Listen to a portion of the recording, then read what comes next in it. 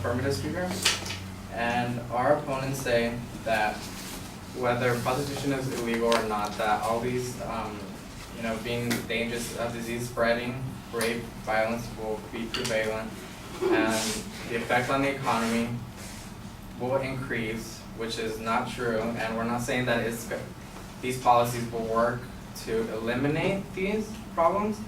It would decrease them. So the first point he makes, he says that diseases will continue to spread, and I have a quote from Aziza Ahmed that says, in southern India between 1995 and 2008, an increase in health interventions that supplied condoms led to a drop in the prevalence of both HIV and syphilis among sex workers. The second thing he says is that rape will be prevalent, but in New Zealand legalized prostitution in 2003, and a study by that New Zealand Ministry of Justice 5 years later found no incidents of trafficking, and sex worker advocates say that the law has made it easier for sex workers to report abuse and for law enforcement to make arrests for crimes against sex workers.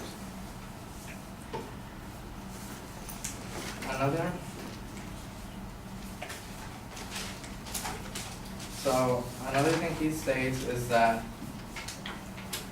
it will have no effect in the economy, but prostitution alone in the US generates over $14 billion a year. And if we tax this, that could be a lot of funds for our communities. Some counties in Nevada get as much as 25% of their business fees from brothels.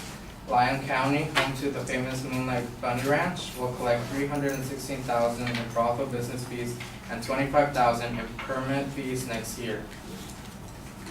So on the inherency issues, he states that there will be problems with awarding licenses and fees. Well, I mean, it is possible, but these brothels and these owners will, at whatever cost, try to make it legal. So to attract more clients who would pay for safe sex. So he also states that who will fund the medical checkups and condom distribution? Well, in Nevada state law mandates that prostitutes be tested and verified as healthy prior to beginning work. They are then tested on a weekly basis for some STIs, which is a sexually transmitted infections, and on a monthly basis for others.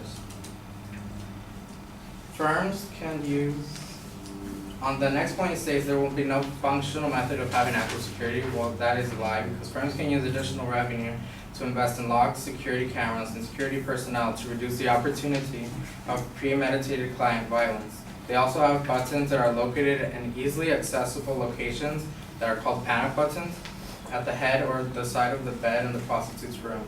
These buttons are a major source of security for most of the prostitutes we interviewed, well, the Brent BG interviewed, and many pointed these out as their direct link to help should an incident occur. So, on the solvency claim, he states that the spread of diseases would increase after legalization.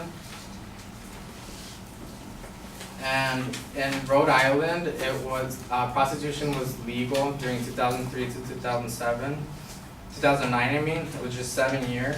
And the statewide incidence of gonorrhea among women declined by 39%.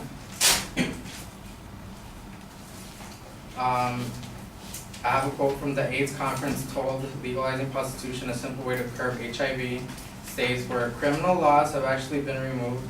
Rates of HIV and sexually transmitted infection are very, very low. Rates of condom use are very, very high.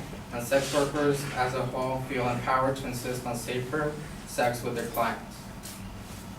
So he also states that the amount of violence would increase after legalization, but in Rhode Island, the number of rapes reported to police in the state declined by 31%. And the last point he makes is that it is economically beneficial, that it would not be economically beneficial. But similar to marijuana is being taxed by state governments, prostitution also has the potential to be taxed as well as to provide jobs for both prostitutes and government regulators.